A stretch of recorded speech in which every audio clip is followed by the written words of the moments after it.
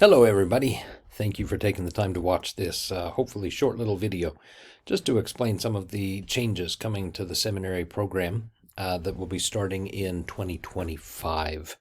And so just to be clear, in 2025 the curriculum is going to change up a little bit that we're asking seminary teachers to teach in their classrooms.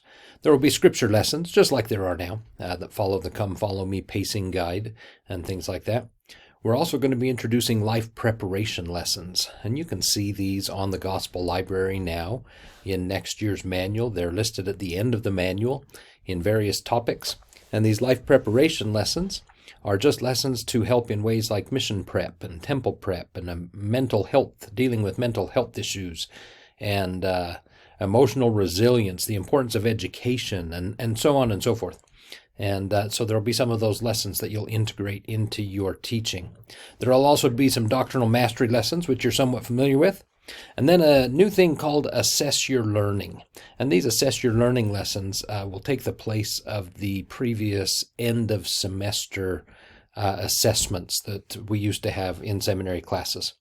Now, with introducing these new things into the seminary curriculum, you might be thinking it's kind of like this little old analogy of putting in the rocks and getting the important things done first and then filling it in with rice or sugar or whatever. As you've probably all seen those types of analogies before. But you know what? Sometimes you just have too much stuff to fit in the jar. And sometimes it can get that way. It can get feeling that way in the seminary classroom. Because you think, oh my goodness, I can't possibly get all this done. And we recognize that and expect it, in fact. I don't know as if I've ever finished a lesson that I've prepared in all of my teaching career. And instead, I just teach what I teach and move on from there, knowing that students will receive other teaching later on in life that will help them. So rather than looking at these new curriculum items and old curriculum items as things that we have to get done, we might better approach it as a 4-lane highway.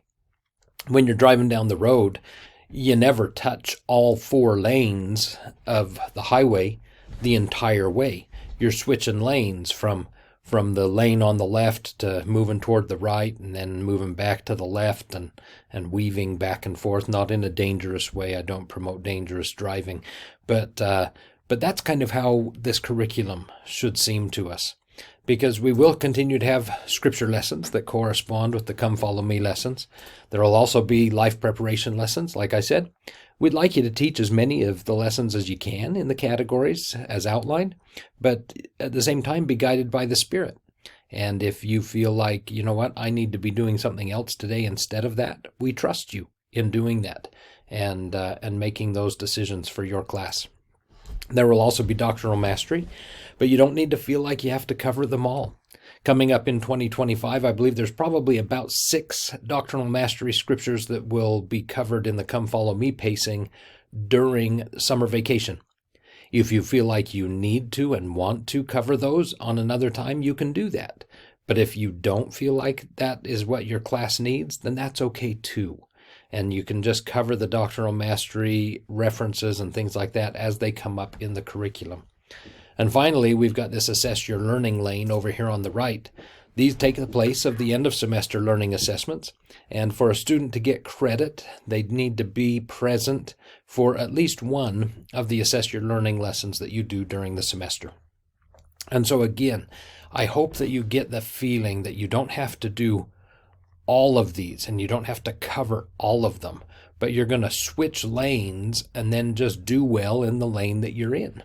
And each week it may change up and what that balance looks like. There is a graphic that I received in a memo from my leaders in church education where they gave this as a general suggested balance. Number one, I love the fact that they didn't put any like hard and fast numbers with that pie chart, but they just showed that, you know what, scripture courses should probably be over half. So that would be scripture courses and doctrinal mastery lessons and things like that. And life preparation lessons should be less than half. maybe a third or so of your time in the classroom. Really, we trust you to follow the Spirit and to know what the Lord would have you teach your students as you go about teaching them in seminary.